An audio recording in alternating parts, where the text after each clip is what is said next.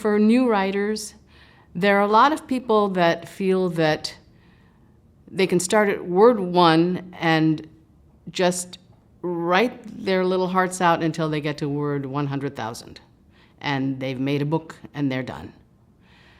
But just like the old joke about Carnegie Hall, which is, of course, the place where only the finest musicians and performers are able to perform.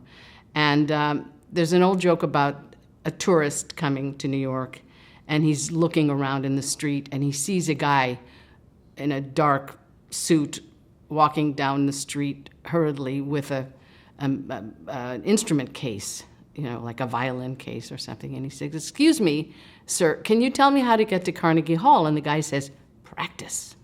So the same is true with writing. It's not the kind of thing you can typically do from the first to the last word, produce one draft and have a finished product. As I like to say, it's very rare that you get the inspiration comes from the ether to the author. And normally, you're going to want to rewrite many times. So revisions are very important for making sure that you've honed your piece to the best that it can be. And if you try to do that repeatedly, immediately, you might go back and forth through the document as you're working. But when you're done, it's always a good idea to put it away for a while, maybe days or weeks, and then come back to it and read it fresh. And then you're amazed typically at what you see and what you find. And you get that a little bit more perspective.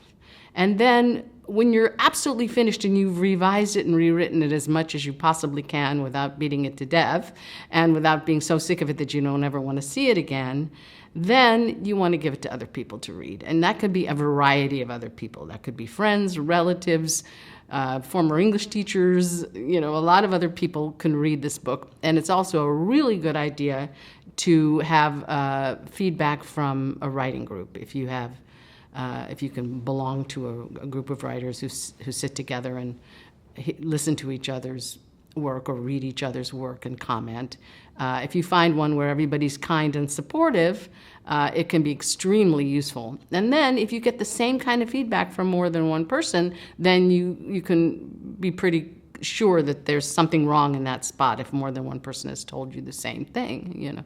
That's very helpful.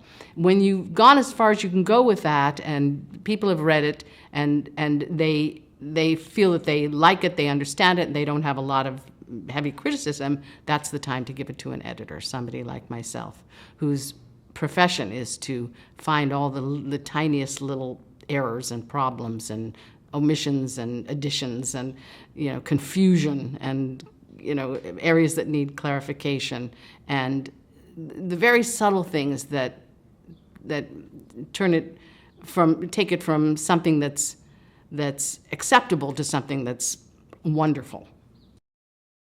Thank you for listening. Please review our other available content for help writing, publishing, and marketing your book.